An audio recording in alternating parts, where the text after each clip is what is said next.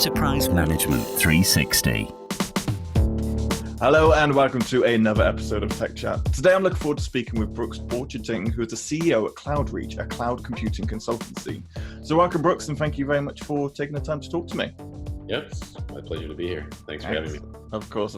And today we're going to be discussing the adaptation of business contingency plans for future pandemics and, the lessons that are learned in light of the coronavirus outbreak.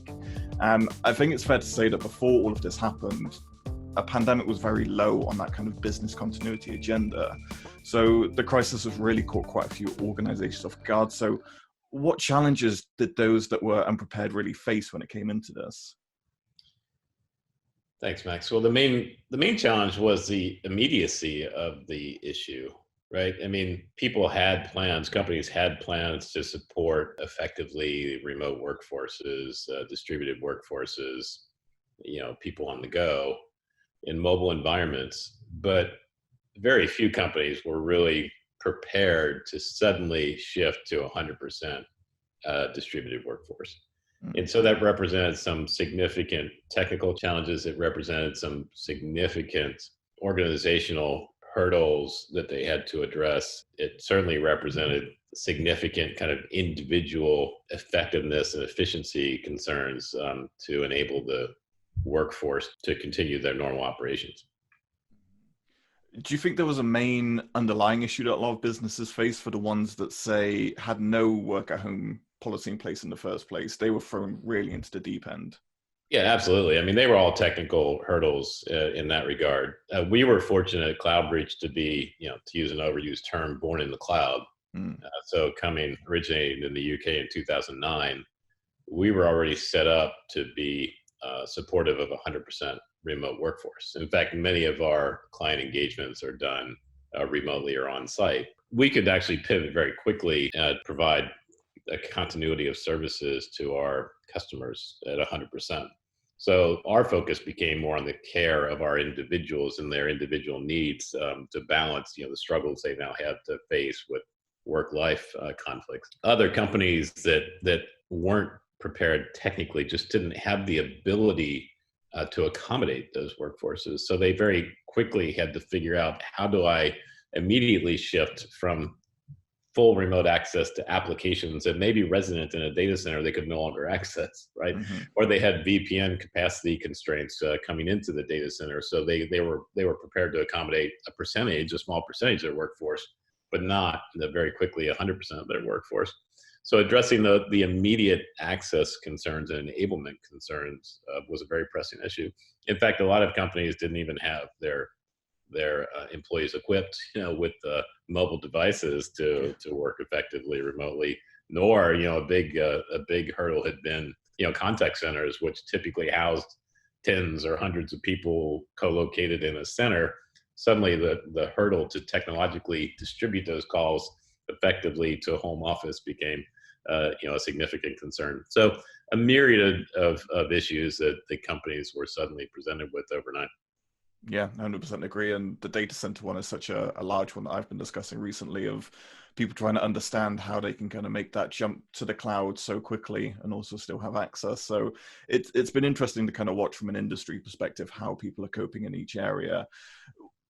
From that angle then, what do you think the kind of main lessons businesses have learned, or should, I better rephrase that in the sense of should learn in the result of this pandemic?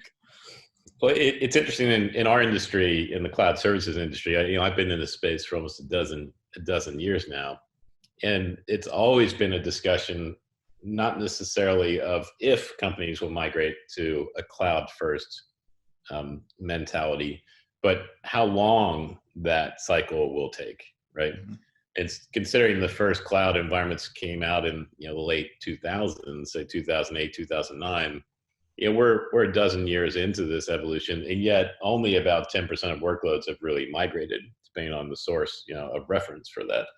So there's still a very significant amount of that cycle to play out. What I think this has done is overnight change the perspective of technology leaders to recognize that cloud first has to be the way that companies operate going forward. And this is what made that so stark. That reality was if they'd already made those steps to be cloud first, they would have been able to pivot and respond to this pandemic fairly seamlessly.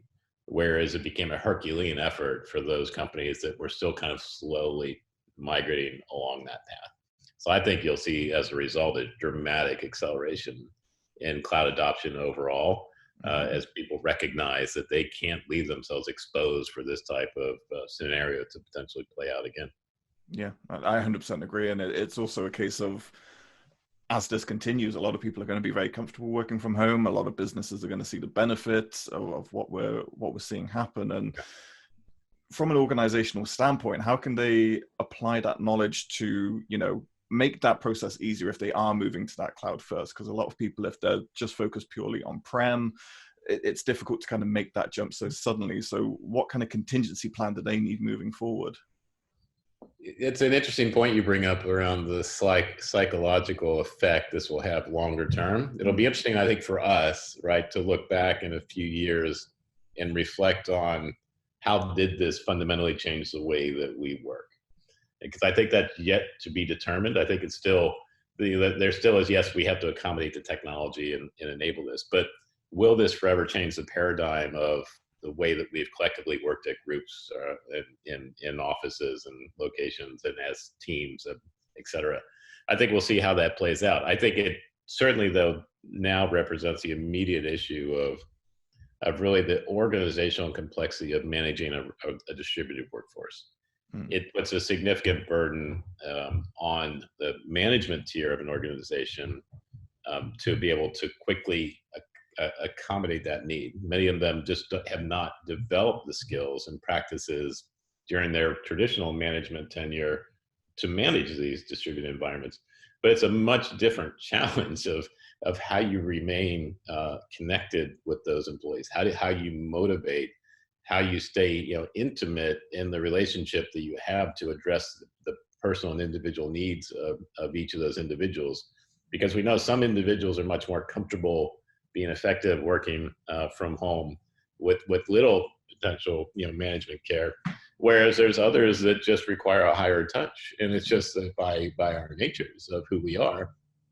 So that's one thing we've really focused on in the first, let's say it's 8 weeks now, is the management challenge of managing a fully distributed workforce, and really helping to educate our managers on some of the capabilities that they require, some of the gaps they may have in their own self-assessment, and some of the training and education to help them fill those gaps.